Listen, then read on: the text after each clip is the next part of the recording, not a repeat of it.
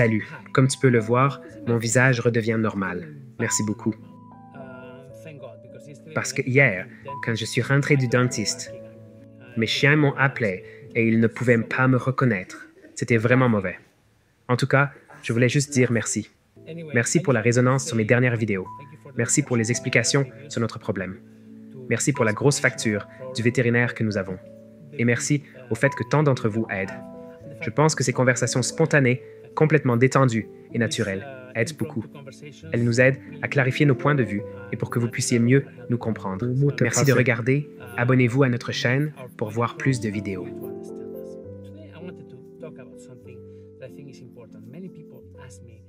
Tu le sais déjà, il a 600, 700 chiens. Je vais te dire pourquoi. Notre modèle est différent. Il n'y a rien de mal à ce qu'il fait à la campagne. J'aime cet homme. Allez, j'ai pris l'avion pour la Grèce pour passer une journée avec lui et lui apporter des médicaments. Je veux dire, ce gars est vraiment génial, mais son modèle est différent du nôtre. Et je vais t'expliquer pourquoi il est différent. Tout dépend de la façon dont j'ai grandi, de ce que j'ai appris dans ma vie et de ce que j'ai appris en Turquie.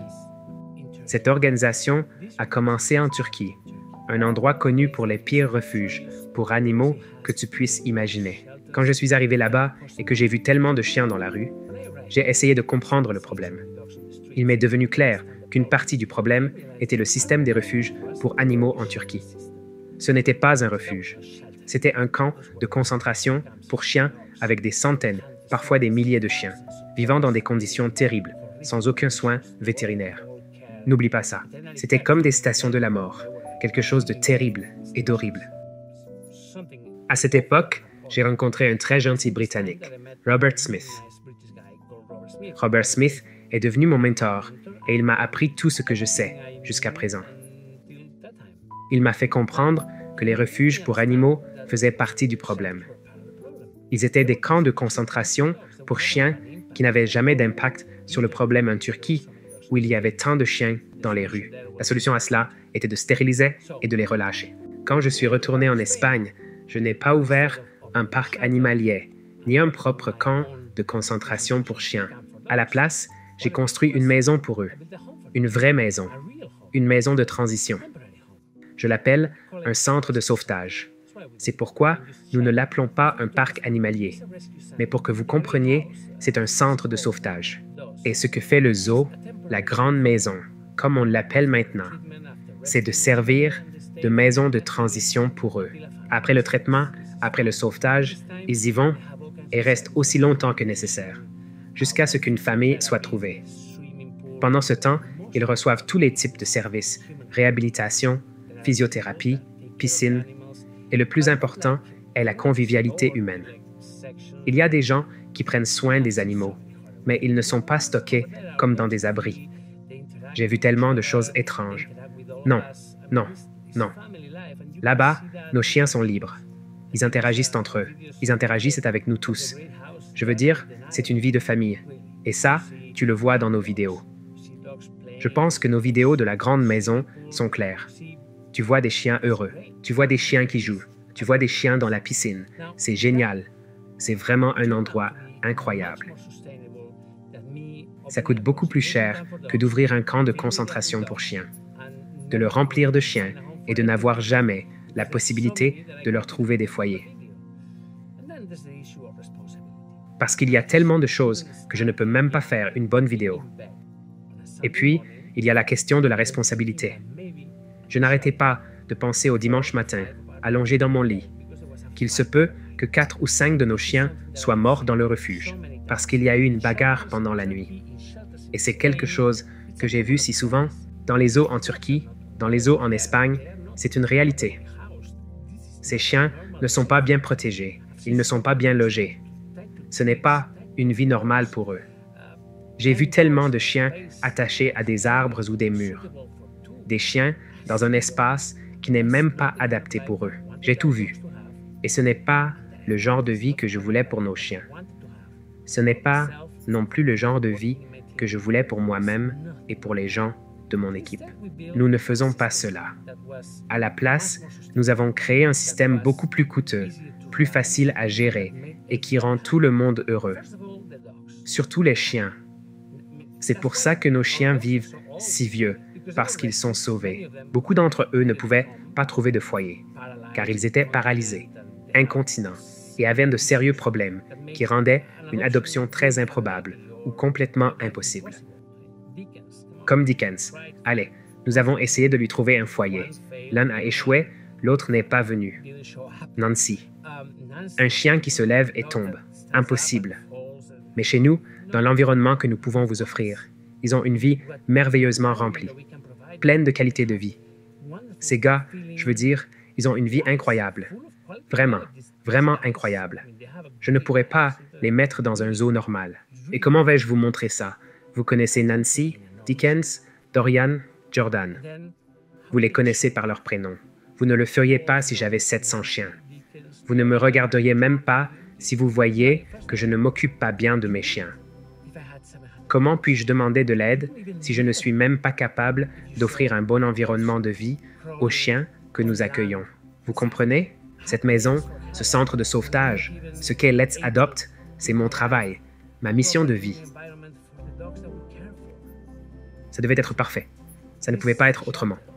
Je ne pouvais pas dormir la nuit si je gérais un endroit terrible. Je ne dis pas que les refuges pour animaux normaux sont des endroits terribles. Je ne pouvais pas dormir. Je veux dire, ils répondent tous à un besoin. Mais l'essentiel est qu'ils tirent parti des capacités et de la compréhension de la vie de ceux qui les dirigent. Par exemple, le refuge de Taki. C'est un endroit merveilleux. C'est un endroit merveilleux. J'adore Takis. J'y étais. Je suis allé en Grèce pour passer quelques heures avec lui. Je suis allé là-bas pour livrer des médicaments. Je me suis fait un ami. J'admire cet homme. Il est juste incroyable. Je ne pouvais pas diriger le zoo de Taki. La responsabilité, la peur, que quelque chose puisse arriver et que les chiens finissent par se manger entre eux. Je ne pouvais pas. Il y a tellement de chiens. Je ne pouvais tout simplement pas. Allez, parlons d'autre chose. La Roumanie. J'ai vu un refuge pour animaux en Roumanie avec 5000 chiens. 5000 chiens vivant comme des oiseaux, dans des cages. Horrible. Qu'est-ce que ma vie serait si je dirigeais un refuge pour animaux en Roumanie? Je n'avais aucune conscience. Cela n'a aucune importance si j'essaie de les castrer et de les envoyer dehors, car il n'y a pas d'adoption en Roumanie. Mais je ne pourrais pas vivre avec moi-même si je pensais que je perpétuais un système qui conduit tant d'animaux et qu'ils obtiennent peut-être un refuge. Ainsi trouvé. Donc, à la place, j'ai construit quelque chose de durable. J'ai noté une place. Ces animaux vont et viennent. Ces autres animaux restent pour toujours. Mais au moins, c'est durable. Et soutenu par une communauté surprenante d'amoureux des animaux. Qui voient ce que nous faisons. Qui commencent à croire en ce que nous faisons. Qui connaissent les animaux par leur nom. Beaucoup d'entre vous le savent. Une chose comme ça. Et ça va mieux.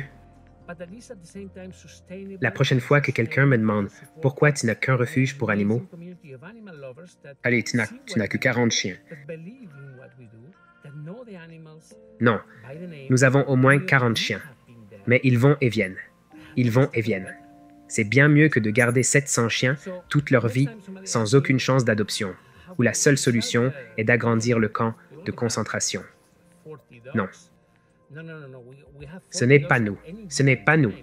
Tout cela a bien sûr un coût. Les chiens sont heureux. Et parce qu'ils vivent heureux et en bonne santé, ils meurent au moins quand ils sont beaucoup plus vieux. Donc, la plupart de nos animaux ont maintenant plus de 12 ans. Nancy doit avoir 11 ou 12 ans, comme Dickens et tous les autres. Ils ont tous eu une vie pleine, formidable et heureuse. Et vous en avez fait partie. Et pour cela, vous allez donner. Vos dons ne vont pas seulement à la comparaison des frais vétérinaires. Non. Vos dons servent aussi à la formation et à l'entretien de tous ces chiens, à vie, pour les gens qui les aident, pour les gens qui sont là et les aident à faire pipi et caca, parce que certains d'entre eux sont incontinents. C'est un travail difficile. Vous avez vu Maribel toutes ces années. Maintenant, elle a eu un bébé. Elle a pris une pause. Et maintenant, elle est de retour. Nous avons des gens formidables. Ronald, Amparo. Vous connaissez Amparo depuis de nombreuses années. Maintenant, nous avons Dario, mon frère. Et venez, vous regardez nos vidéos et vous vous dites « Waouh !» Cet endroit est différent et c'est la raison pour laquelle je suis ici. Parce que nous devons garder ce rêve vivant. Nous devons garder ce système vivant. Maintenant, ce sont nos frais vétérinaires. OK? Oui. Nous sommes sur la bonne voie pour les payer. Ça ira. Je suis sûr que tout ira bien à la fin de la semaine. Mais nous ne pouvons pas nous arrêter. Nous devons maintenir un système durable en vie. Et pour cela, je dois renforcer la communauté. C'est pourquoi je vous demande de nous soutenir. Oui, je pense que c'est une cause formidable. C'est une belle journée. C'est une cause qui vous tient à cœur. C'est une cause dont vous voyez les effets tous les jours. Vous voyez les animaux que vous soutenez. Allez, il n'y a rien de tel ailleurs, ou du moins, je ne le vois pas. Donc, je vous invite à nous rejoindre. Merci. Merci beaucoup. Ne craignez rien. Allez, nous sommes des gens de confiance. S'il y a un problème, nous serons là. C'est si facile de nous joindre. Rejoignez-nous.